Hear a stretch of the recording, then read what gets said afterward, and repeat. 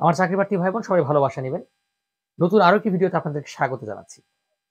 আজ আমি একটি গুরুত্বপূর্ণ একটি বিষয় নিয়ে আলোচনা করব। আমার অনেক চাকরি-প্রার্থী ভাই বোনদেরকে দেখেছি যারা অল্পতেই খুব হতাশ হয়ে পড়েন। মানে কোনো কিছু হয়নি, মানে চাকরি হচ্ছে না, প্রিলিমিনারি পাস করছেন না কিংবা রিটেন কে কোয়ালিফাই করছেন না। এ কারণে অনেকেই হতাশ হয়ে যান যে আমার দ্বারা আর কিছু হবে না। আমার মনে হয় চাকরি হবে না। আমাকে আবার ওই মাঠে গিয়ে খেতে খামারে গিয়ে কিংবা সিএনজিও কিংবা হচ্ছে যে মানে হচ্ছে যে মানে একদম দোকানদার এরকম কিছু একটা করতে হবে কিন্তু। কিংবা রিক্সা চালাতে হবে এরকম। কিন্তু আমি আজকে একটা গল্প শুনলাম সেটাই আপনাদের সঙ্গে শেয়ার করব।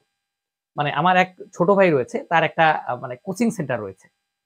সে ভালো একটা কোচিং সেন্টার, সেখান থেকে প্রায় প্রতি বছরে বিভিন্ন জায়গায় চান্স পায়। অনেকেই চান্স পায় আরকি। এখন আ তার একটা স্টুডেন্ট রয়েছে, অনেকেই চান্স পেয়েছে। কিন্তু সেই স্টুডেন্টটাও কিন্তু খুবই ভালো। খুবই ভালো স্টুডেন্ট। তারও কিন্তু চান্স পাওয়ার কথা মানে ছিল যে চান্স পেতে পারে বিভিন্ন জায়গায়। কিন্তু যাই হোক কোন কারণে কোথাও কিন্তু চান্স পায়নি। এখন সে চান্স পায়নি। পরবর্তীতে কি হয়েছে? তাকে আমি যখন তার সঙ্গে বসে রয়েছি, সে তাকে ফোন দিয়ে জানালো যে, "ভাইয়া আমার তো ভাইয়া চাকরি হয়েছে।" "কোথায়?" "সেনাবাহিনীতে চাকরি হয়েছে।" তখন সে বলল যে, "যা কিছু হয় তা ভালোই হয়। কারণ হচ্ছে যে আমি কোথাও চান্স পাইনি। আমি কিন্তু সেনাবাহিনীতে চাকরি পেয়ে গেছি। মানে এই চান্স না পাওয়ার ফলে। আর যদি হয়তোবা সে যদি কোথাও চান্স পেত তাহলে তো সে তো আর লাইনে দাঁড়াতো না। সেনাবাহিনীর জন্য এপ্লাই করত না কিন্তু। তাহলে কিন্তু তার কিন্তু চান্স কিন্তু হতো না।" কাজেই এরকম দেখা যায় যে অনেকেই কোথাও চান্স পায় না, কোন বিশ্ববিদ্যালয়ে চান্স পায় না। সে মনে করে যে, আমার দ্বারা কিছু সম্ভব না, আমি চান্স পাইনি, তাইলে আমি আর কিছু করতে পারব না। এরকম একটা অবস্থা। আবার ঠিক চাকরির ক্ষেত্রেও তাই দেখা যায় যে অনেকে বলে যে, আমার তো কোন চাকরি হচ্ছে না। আমার দ্বারা মনে হয় কিচ্ছু হবে না। কিন্তু সৃষ্টিকর্তা কিন্তু উত্তম পরিকল্পনাকারী। আপনার তকদির কোথায় লিখে রেখেছে সেটা কিন্তু আপনি কিন্তু মানে বলতে পারবেন না। সৃষ্টিকর্তাই জানে। আপনার আজ হয়নি, কাল হয়তোবা হবে। তবে এমন কিছু হবে যেটা আপনার জন্য খুব মানে সুখবর বয়ে নিয়ে আসবে। এবং যেটা আপনি এমন কিছু হবে যেটা আপনি কখনো প্রত্যাশাই করেননি।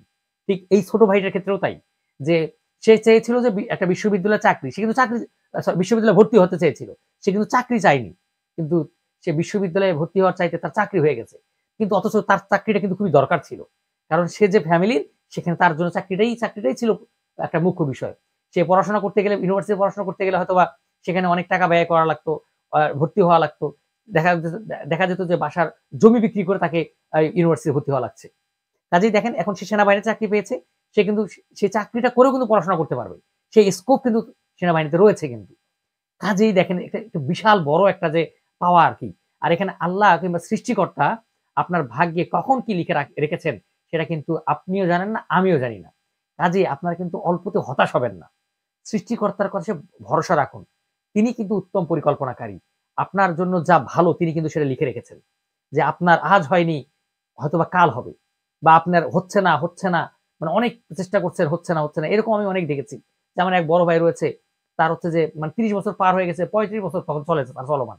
সেই সময় কি হলো তার পরীক্ষার একটা ডেট চলে আসছে। 35 বছর বয়সে তার একটা পরীক্ষার ডেট চলে আসছে যে সে পরীক্ষা অনেক আগে এপ্লাই করেছিল। সে মনে করছে তার পরীক্ষাটা আর হবে না।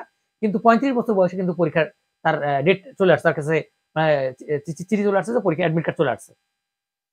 তখন কি সে পরীক্ষাটা অ্যাটেন্ড করল এবং দেখা গেল যে সে সেই পরীক্ষাটায় চাকরি পেয়েছে। তো সেটা কিন্তু তার পাওয়ার কথা না কিন্তু। কাজেই দেখেন সৃষ্টিকর্তাই উত্তম পরিকল্পনাকারী। কাজেই আপনারা হতাশ হবেন না। লেগে থাকুন, ধৈর্য ধরুন, একটু পরিশ্রম করুন। দেখেন আপনার জন্য ভালো কিছু রয়েছে। তো আমার চাকরি-প্রার্থী ভাই-বোন আমি আপনাদেরকে আবারও বলতে চাই আপনারা হতাশ হবেন না। লেগে থাকেন, সৃষ্টিকর্তাই হচ্ছে উত্তম পরিকল্পনাকারী। কারণ আপনার কোথায় কি লিখে রেখেছে, কখন কোথায় কি হবে এবং এমন কিছু হবে যেটা আপনি কল্পনাতেও আনেননি। কাজেই লেগে থাকুন, ধৈর্য ধরুন। ধন্যবাদ আপনাদের সবাইকে।